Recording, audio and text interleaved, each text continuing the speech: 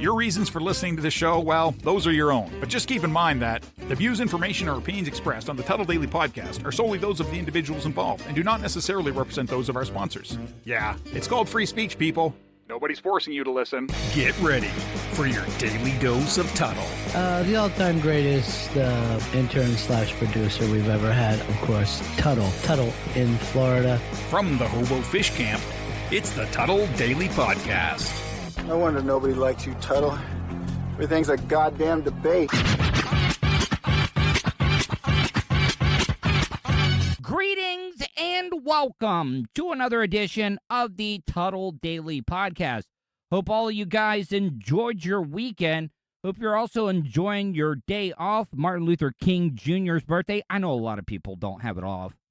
I know that the kids have it off and all the banks, but the banks are closed for any holiday you could ever think of. It's like, holy crap. Oh, let's see. It's Kwanzaa. Well, we're going to take Kwanzaa off. Yes. Hanukkah. Yes, we're taking that off. We're going to take pretty much every Valentine's Day. Yep, off. Halloween, off. Man, that's why they call it banker's hours, I guess. But anyways, a couple of ways you can get a hold of me, guys.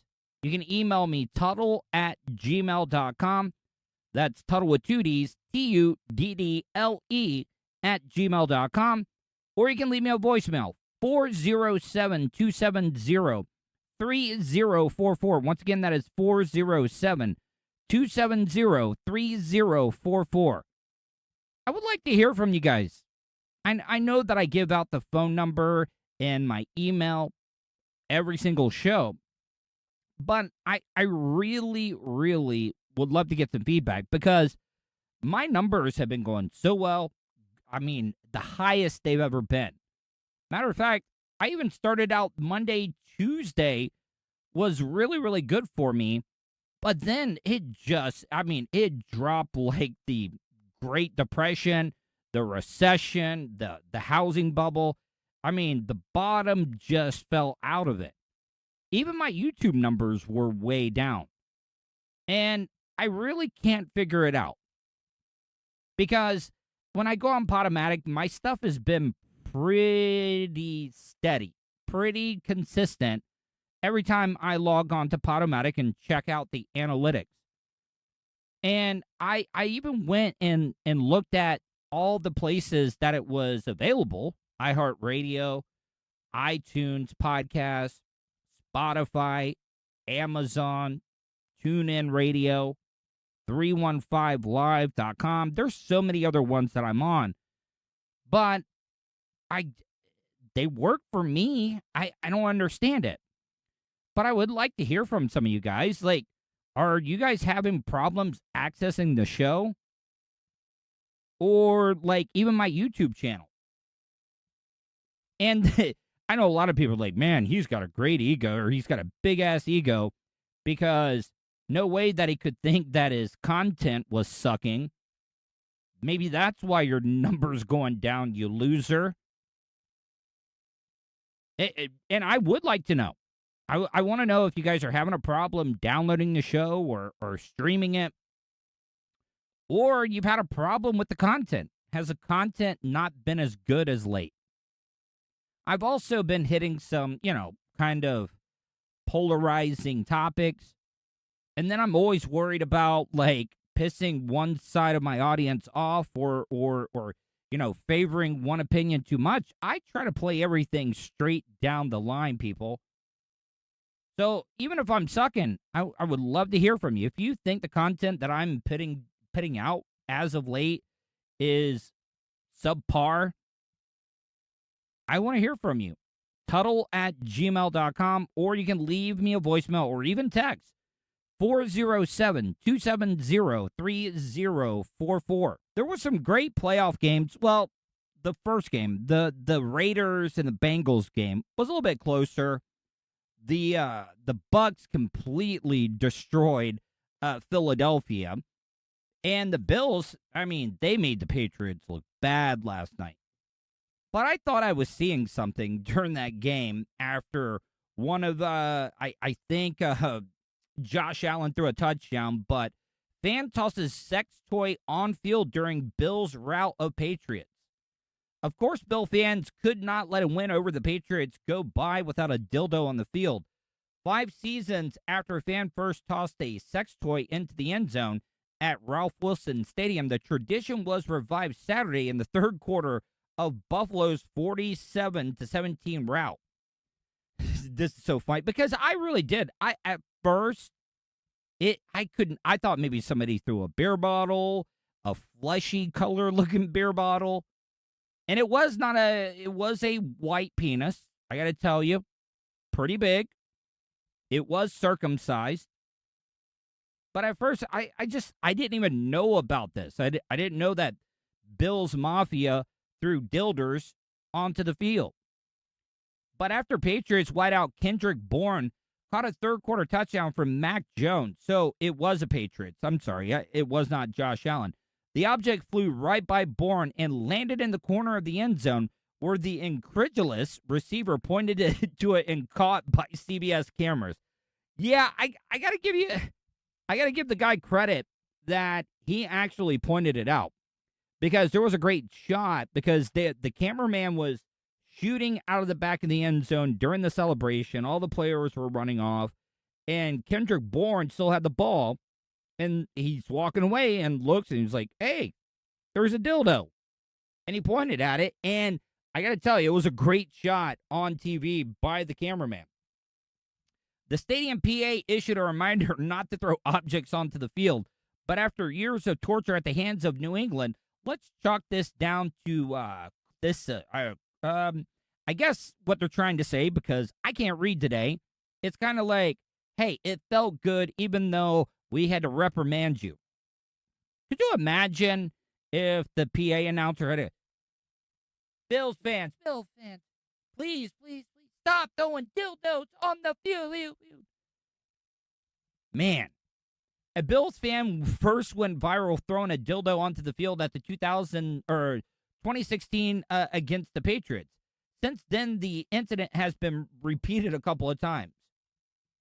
Now, they do check you for weapons and stuff when you're trying to get into a football game. Now, they're not giving you a cup check. They're not going to fill in that area. And aren't you pretty excited when you get to go to an NFL football playoff game? Yes, you are. So wouldn't that be a good excuse to have Wood or have a boner walking into the stadium? And they'll be like, sir, what is that? What is that in your pants right now? Sir, it's my penis. I'm excited to be going to a Patriots-Bills game tonight. Pretty impressive, sir. You promise that is not a gun or a knife that you're concealing in a little sheath? No, sir. My penis. Excited to be here. I mean, you could easily sneak a dildo in. But could you imagine, like, if you did get caught, like, what would you say? Sir, why do you have this dildo on? I'm going to do shots out of it. It's hollowed out in the inside. I put a little pee hole right in the front of it. We chug beer on it. We are gay-friendly. We're comfortable with our sexuality. So don't judge, sir. Please don't judge. The Bills dominated New England from start to finish on Saturday, blowing out the Patriots on their way to the divisional round. It was the first playoff game between the Patriots and Bills since the 1963 AFL Eastern. I did not know that. You know, how is there any relation? What is the deal with the dildo? Because, like, you know, if a hockey player scores 3 goals in one game, people throw hats. I think one of Bubba's listeners actually threw a fish onto the ice. I know they throw octopus out there. I mean, there's a lot of stuff. They really don't have anything like that, like the fans throw out stuff in baseball, basketball. Yeah, it's kind of the same thing. But, man, well, Philadelphia fans were throwing D-cell batteries at Santa Claus. Eagles fans, just Philly fans in general, man, oh man, they're just rough and tough. Speaking of dildos, it's a great story about shrinking penises. Got audio of it. from my content provider, Amy Sinha, voiceover news reporter from the United Kingdom. A man claims his penis has shrunk by 1.5 inches due to COVID, and doctors say it can't be fixed. I bet a lot of dudes in the South start taking this whole COVID thing a little bit more seriously. I mean, I used to take it really, really serious, but I got to admit to you, I mean, I'm not getting any more booster shots after the third one. Yeah, it's just, I'm not doing it. I already had COVID once. I know that I can catch it again. But did it suck? Yeah, it sucked. I hated it. Man, it took me a while to bounce back from it. But I'm starting to get a little bit more lax. But there have been people since the beginning of the pandemic. They just did not give an F. And they would just walk into any place.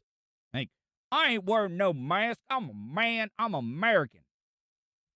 Well, you start messing around with some of these big right-wingers or these America, F yeah, type guys. The ones that's like, better not kneel. What I'm trying to say is, yeah, they don't want to lose any of their penis. Don't even know really how much they have. I'm sure there's a few out there that's a little bit of an anomaly that's just packing a BWC. But yeah, you start messing around. I mean, could you think about that though?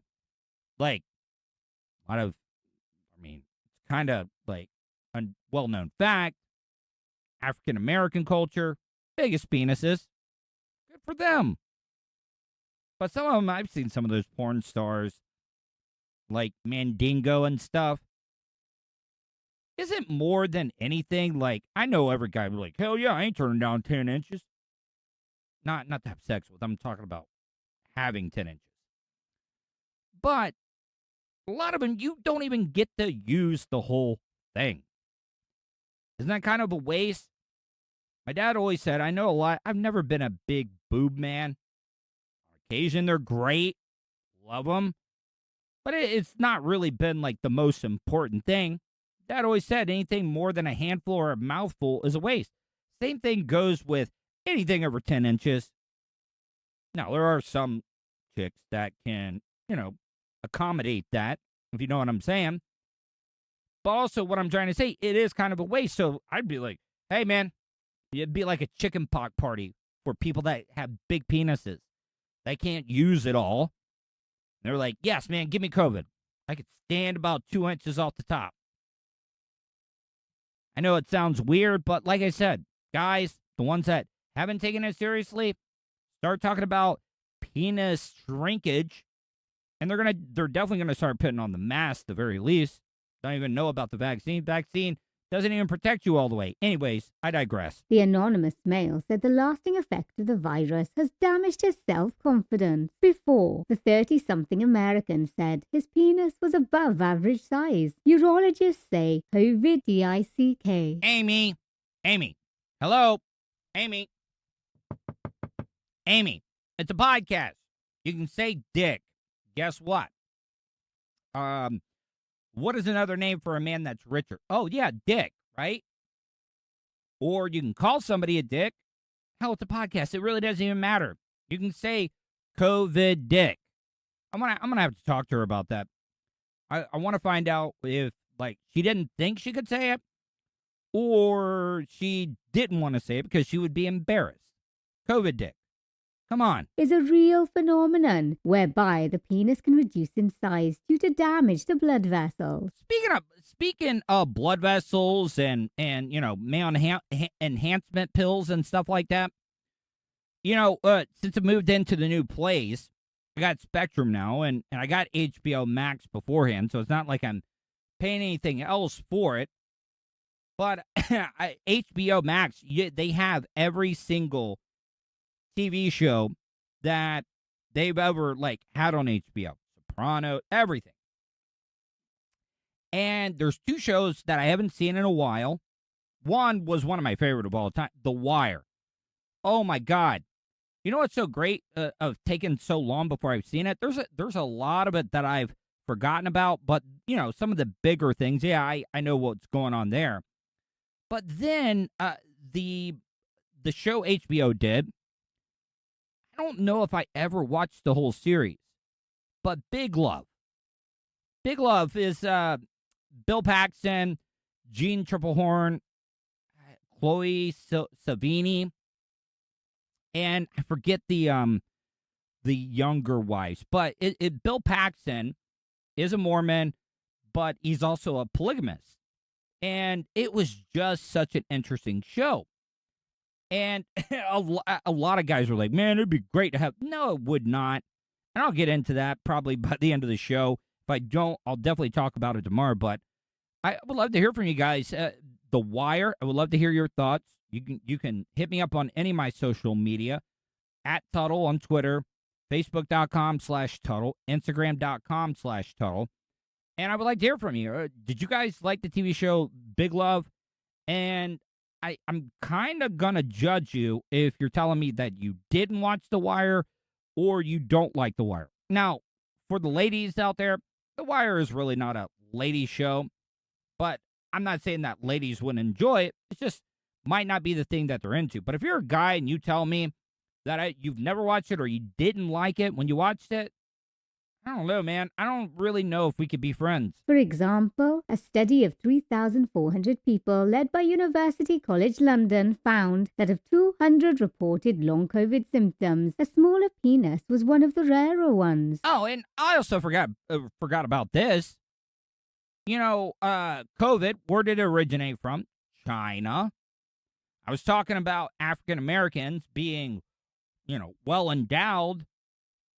Whatever, the whole saying is that, the Asian community have some of the smallest penises in the world. Now, once again, there's probably some of those anomalies where there's some China guy, Chinese resident, or, Chinese born. Man, I shouldn't have said that. I'm not taking it out, though. But, he's probably packing. But also at the same time, what is packing for an Asian man?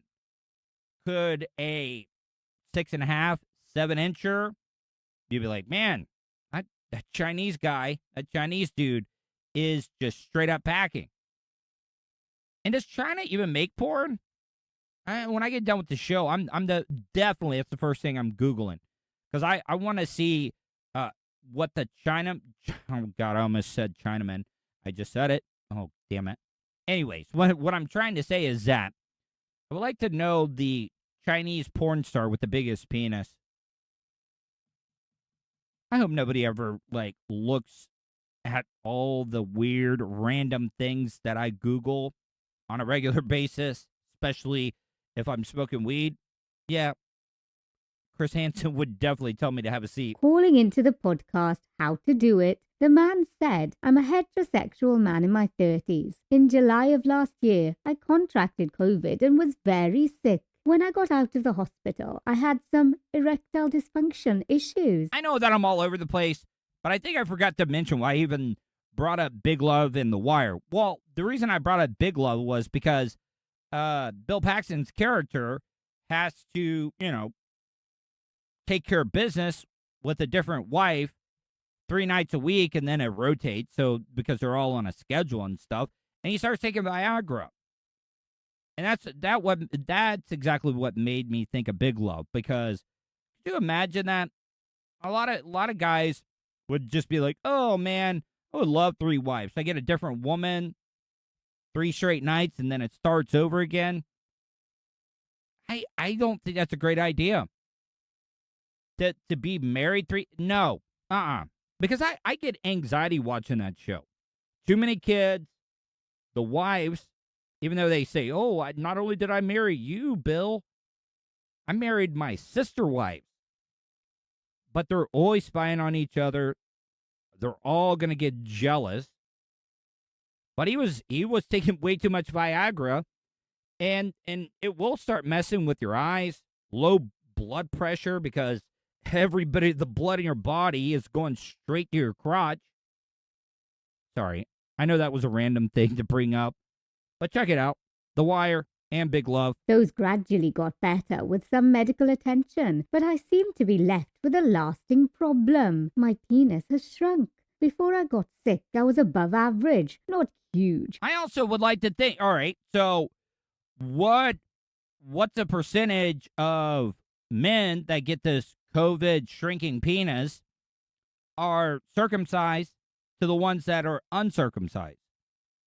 Because what if the extra foreskin that you have actually is protecting you from the COVID? It is fighting off the corona left and right, just blocking and dodging any of the virus's punches. And that foreskin, that little aardvark turtleneck sweater that you got down there that you got to peel down and clean. I see, that's the other thing. I don't even know how many women are listening to this. My numbers have been way down either way, but what I'm trying to say is that, have you guys ever been with one where a guy maybe didn't peel it back down and clean underneath the foreskin? I can only imagine what something like that would smell. Ugh.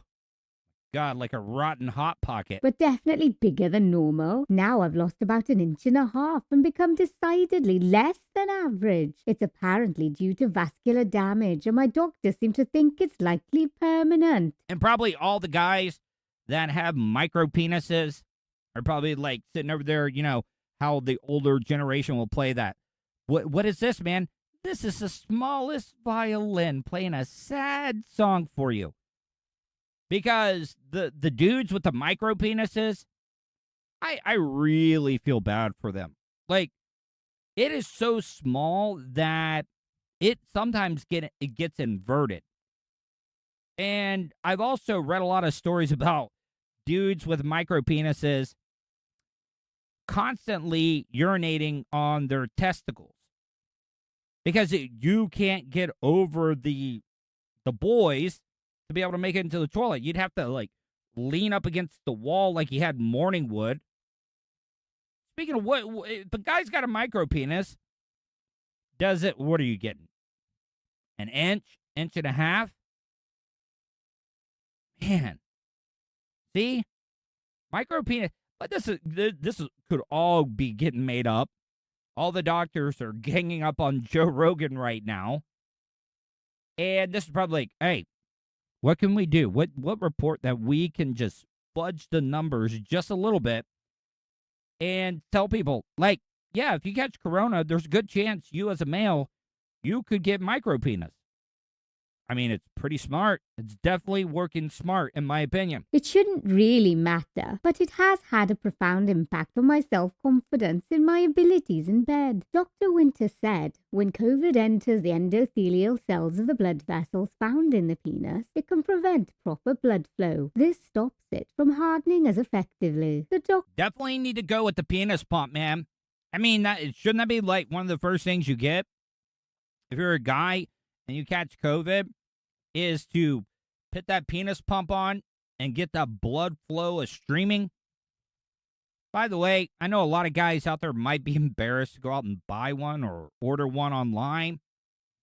If you want to make your at-home penis pump, go for the aquarium gravel cleaners, because I got to tell you, it's a pretty close fit.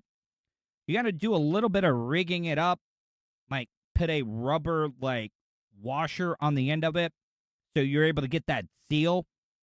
And a lot of these gravel cleaners are kind of like siphoning gasoline out of a car. We've all done that. You got to get the hose lower so the gravity pulls it out of the tank. You just do that and you can actually suck through the tube. And I don't want to get too graphic, but you're kind of by proxy kind of taking care of yourself, if you know what I mean. But there's a big plastic round tube that your thing goes in, and there's a little like smaller tube that you get the siphoning started. Yeah, man, this makes me sound like a big weirdo. They referred to a study whereby urologists found particles of the coronaviruses in the penises of 2 men who had erectile dysfunction after they had completely recovered from infection. The poor guy who wrote into the podcast was desperate for advice on his unfortunate problem. Luckily, the expert said not all hope is lost. because there are treatments for erectile dysfunction. What would be something with the female sexual organ that could happen that would be equated to a man getting a smaller penis from COVID? Bigger lips, bigger labias, bigger the man in the boat. See, I just talk crap that Amy wouldn't say COVID dick. I'm having a hard time saying the C word, man in the boat. I don't know, it's just a weird word to say. Sounds like an Indian tribe. Hey, where are you going? Well, I'm going to the Indian Reserve. Which one? The clitoris. And its fallout effect. Penis stretching using exercises or devices are commonly used as treatment for those on the smaller side, either naturally or due to disease. Back in the day, living out in the middle of nowhere, I had no access to buy a penis pump, but when I was younger, my mom would buy the 2-liter Czech sodas, like Country Mist or Dr. Czech from Winn-Dixie. Well, I would take a shoelace, tie it to the end of the 2-liter, a full one, not open. I wouldn't do this one that was already open. But then I would, I made this like little fastening thing to fit over the end of my penis. And I would pick up the 2-liter soda bottle with that thing tied around the end of my penis. And I thought stretching it out would actually make it bigger. I don't know if it helped. I don't know. But I could lift the 2-liter with my manhood. An example is a vacuum pump, a tube that fits over the penis and pumps out air, causing more blood flow to the organ. Bubba the Love Sponge has even talked about this. Like, the shop vac of his dad, taking care of business. When you're a young adult, anything, you size it up if there was a hole. Every kid been swimming in a pool in Florida. Yeah, I wonder if my penis could fit in that. Where the water filtrates right through and comes back out. Vacuum cleaners. Yes, we've all done that. I made love to my aunt's holiday blow-up pumpkin one time. That was the closest thing to the real thing that, when it comes to random objects, I've used around the house. Dr. Winter said these types of therapies are given to men during their erectile dysfunction phase to prevent long-lasting damage. Her other advice to the caller was to find a way of accepting his new penis size. She said, penis length doesn't define somebody, and the vast majority of the time, dissatisfaction with penis length is really self-driven and not partner-driven. This is Amy Sinha reporting for the Tuddle Daily Podcast. Going to bring on my next guest, Michele Olivier. I'm really excited about this interview because I'm trying to learn a lot of stuff, and I really think that she could help me out as well too. But on the line with me now is Michele Olivier. Michele, how are you doing today? I'm good, but my last name is actually Olivier, not Olivier. Olivier, sorry. That's okay. Wait, hold on. I want to check my. Yeah. All right. So you know what I did? I kind of am a little dyslexic, and I did not spot the I in front of the E, so it's kind of French pronunciation almost, right? See, it is the French pronunciation. Yeah. Yeah. See, I feel like a complete idiot. But Michele, how are you? I'm good, thank you. And like I said, don't worry about it. It happens all the time. So I've got you. That's fine. I'm great. I'm excited to be here and to talk about, and it sounds like you've got a lot of questions. So I'm excited for that. I love questions. Mm-hmm. My background is I've been a recruiter for over 20 years. I run a company that is a recruitment. We basically work with companies as their sort of augmentation to their existing recruitment function. And I also help job seekers figure out how to navigate getting a job. So we do resume reviews and interview screening and prep and all that kind of stuff. Mm-hmm. And I have a podcast called Hey, I Want Your Job, where we talk to people with cool jobs about how they got them. All right. So one of my first questions, because, I was working in radio. I took some time off at the beginning of the pandemic, and I started the podcast. I'm actually starting to make money off of it now, off of my YouTube channel, my podcasting, and I'll eventually get back into radio. But I picked up a little bit of a side gig doing hiring events for like some of the cell phone companies and, for the stores, your retail sales and stuff like that. And do people think that it's just because it's on Zoom that you don't have to dress up or comb your hair or, not wear a hat during a Zoom meeting? Does that stuff like still apply even during Zoom interviews?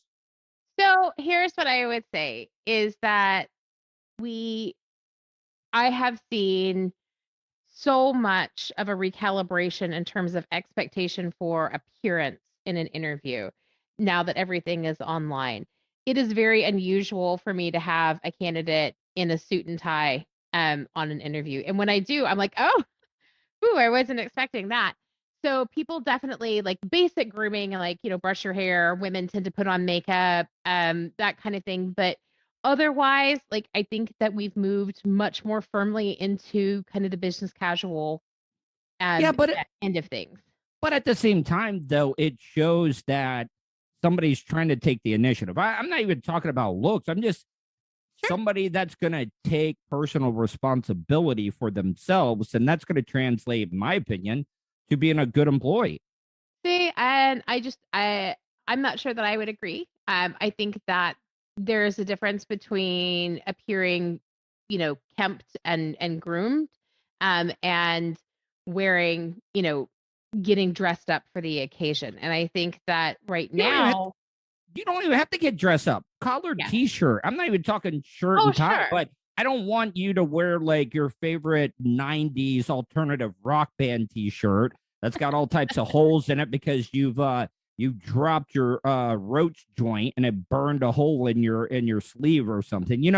Just that type of stuff. That's what I'm saying. I also don't need you to wear a puka shell necklace or some other like just anything like that. Just have a little bit of respect for yourself and the opportunity, because that could be the one thing that would separate. I absolutely. And I think that, again, there's, as long as you're showing up, clean and tidy, I think you're fine. But absolutely, I guess I haven't had anybody turn up for an interview quite at the level you're talking about there. But if they did, I think it probably would kind of take me aback. But I think that overall, what I'm seeing with interviews is that the whole thing is a lot more genuine than it ever used to be. So, candidates are being honest about their questions, and then they're feeling more empowered in pushing back and asking good and smart questions, which I love as a recruiter that is all about authenticity and about that, I believe in hiring people warts and all, and that's on both sides of the desk. So we want to know the good, bad, and ugly of the candidates, and we want them to know the good, bad, and ugly of us, because surprises are how we wind up, making sad choices on both sides. So I love where we're at, but it is definitely a shift that increasingly I get pushback from candidates with tougher questions than I've ever had before. And I ask more and more blunt questions than I have before. And I find that candidates are receptive. I have fewer candidates trying to give me what they think is the right answer, and more candidates just giving me the real answer, which is nice. On some of these hiring events, though, like how many applications or people looking to, on average, apply for a job? And is it a lot? And if it is a lot, what are a couple of key things you can do to stand out? So I think it depends on the role. So a lot of the roles I work on are very senior IT roles. And so anytime the more senior you get, the more niche the skill set you get, always the fewer applicants you're going to get that are qualified. For my other roles, I think that a big part of it is you need to really, really make sure you understand what that job is before you apply for it. So I think that in the age of technology where it's super easy to like click, you could do research.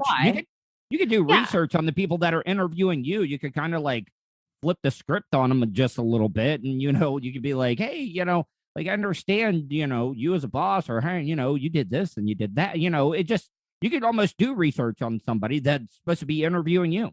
And I get that from people more often than you would think. And I love it. Actually, they're like, hey, I looked at your background and you're this, that, and the other. And I'm like, yep, absolutely. And they have questions about that. And I think that's fantastic. But I often have people apply for roles that they did not investigate what their role is. They didn't understand what it was before they applied for it. So a lot of times, so like right now I'm recruiting for some customer success managers, and people see that and they think that that's the same thing as customer service. Oh, yeah. And it's not.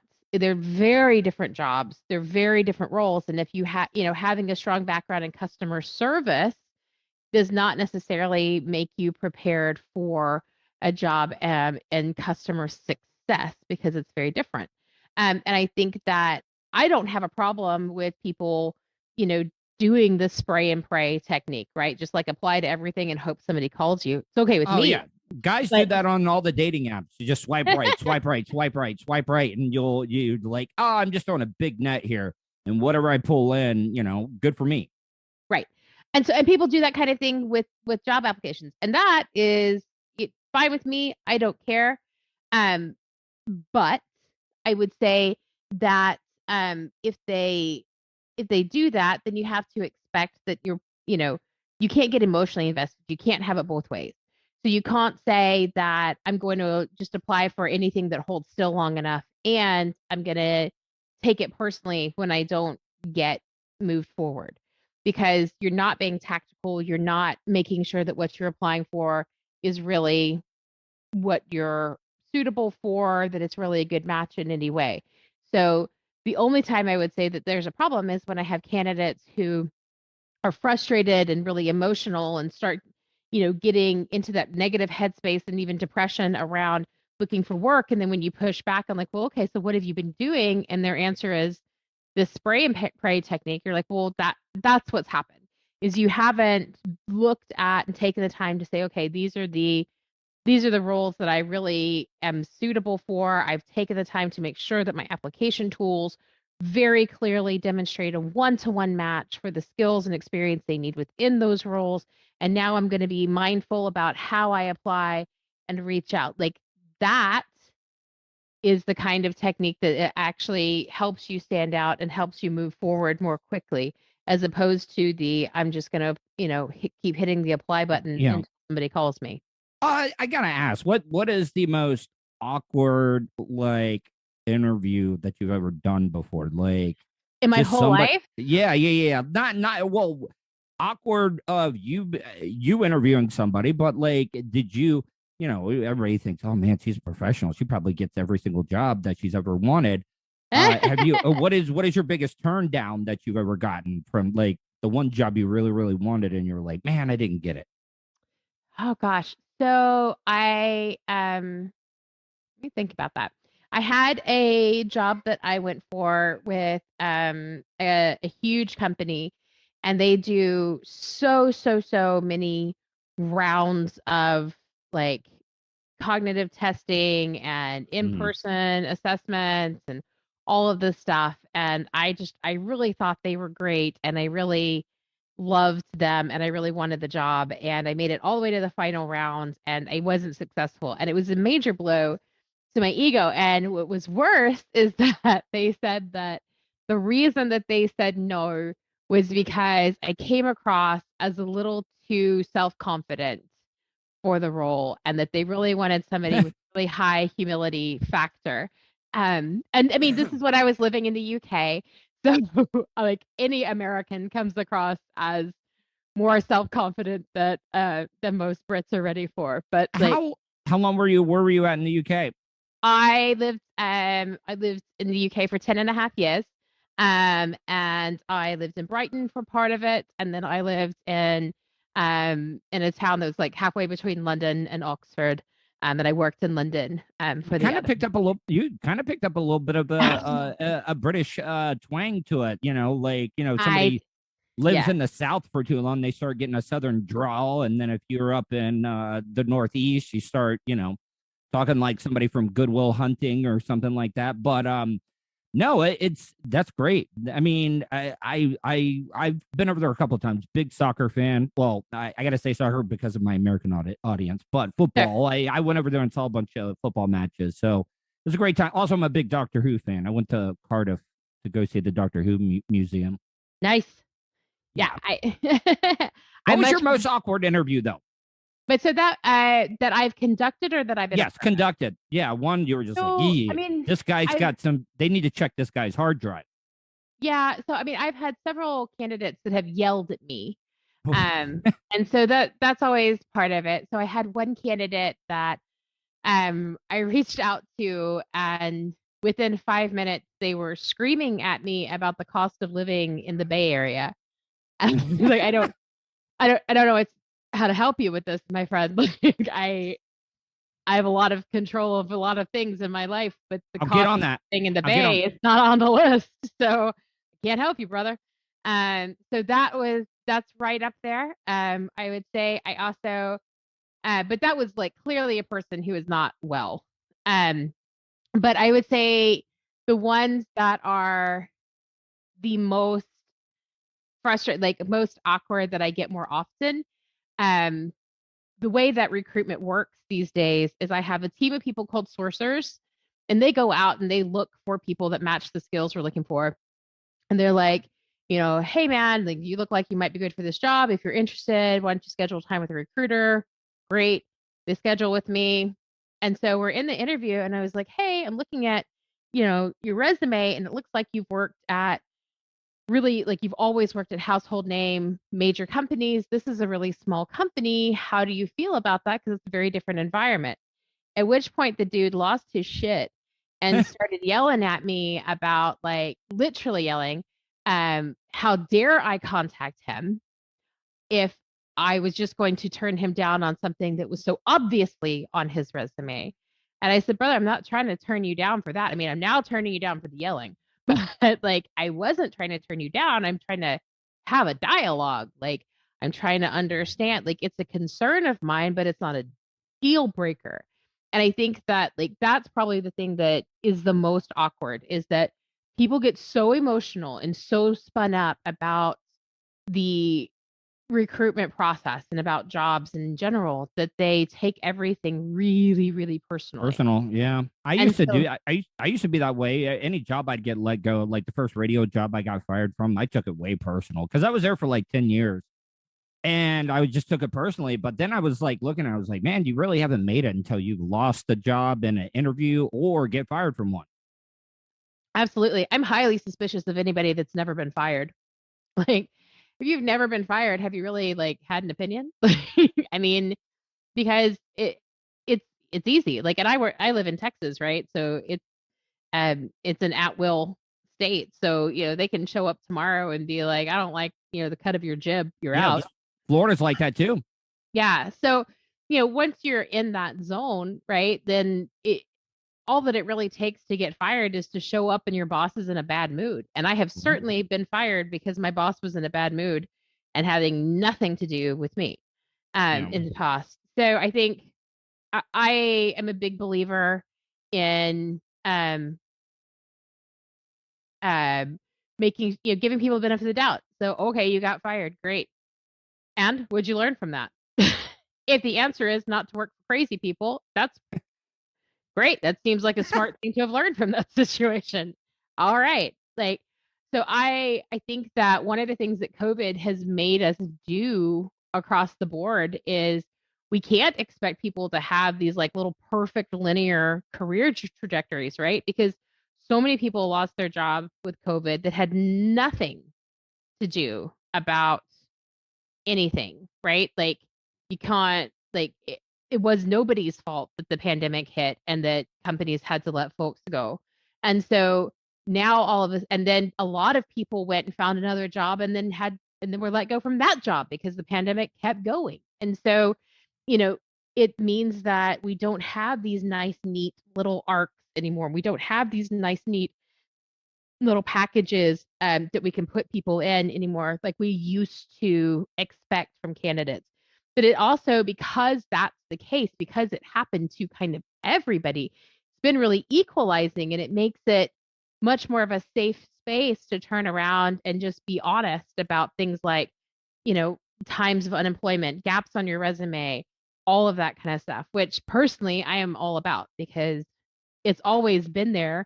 We've just lied to each other about it before. And I think that that's always setting everybody up for failure. I was just thinking about this, and I it's not gonna. I would be nervous as a guy, like first starting out dating you or somebody you're meeting, because I would just be like, oh man, she does this for a living. I got to bring my A game like the first couple of dates, because every question is just going to be like an interview question or something. No, I'm just joking, by the way, but I can only imagine. It's like, all right, what do I got to do? I got to say, I got to prep for this interview. Want to knock it out of the park. And I just, and then you just in the middle of it, it's like, look, we're going to go in a different direction here. I'm going to go in a different direction here. It's just not the right fit. And we really, really appreciate it. It's not you, it's just us. Yeah. So I've actually always been that way as somebody like to date. Back in the day when I dated, I would be like, hey, so this has been really interesting and you're a great human, but like, I'm going to tell you right now, this is not going to work for me in the long term. So but that's good though. That's good though. Yeah, absolutely. Absolutely. I'm still friends with a lot of my exes as a result. So, or at least I think I'm friends with them. They tell me I am. Yeah. But guys say that all the time, just to, save their ego. It's the truth. Well, Michele, once again, tell people if they want to check out your podcast, your website, and all that stuff. Tell my audience how they can find that. Sure. So my podcast is Hey, I Want Your Job, and it's available anywhere you podcast. It's also on YouTube if you want to actually see people, that's fine too. And our website is www.o&h consulting.com. You can see all the roles that I'm hiring for, as well as all of our services to help people get back into work. Yeah, I'm gonna have you on again. I want to start like I want to go over my resume with you. I need to send that to you and have it and have you on again, and you could like critique my resume and Sure. any stuff that I have on there. And I want you to be brutally honest. Like I could take it. I'm not going to get mad or anything. And maybe I can learn some stuff and we can polish it up a little bit. Yeah. I've always heard resumes, you want them to be on one page, right? Nope.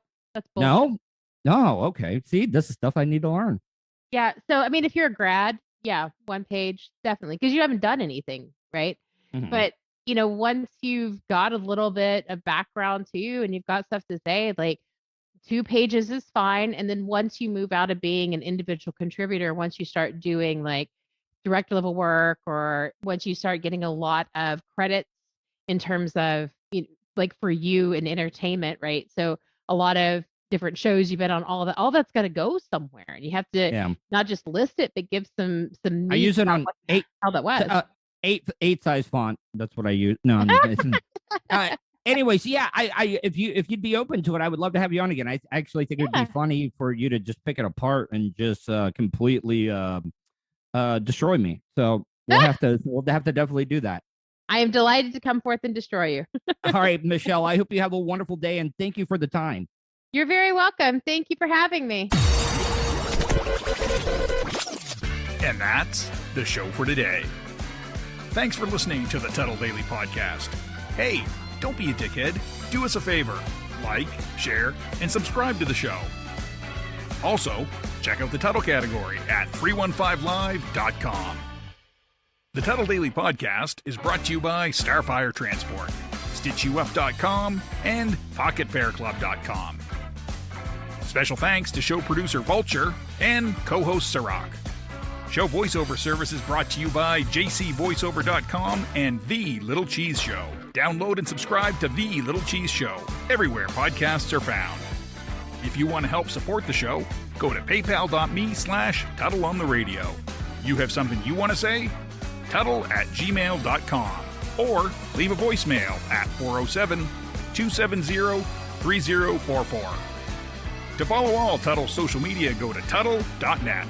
That's Tuddle with 2 Ds.net. Thanks again for all your support, and we'll see you tomorrow on the Tuddle Daily Podcast. I get ignorant in normal situations. What? What you mean?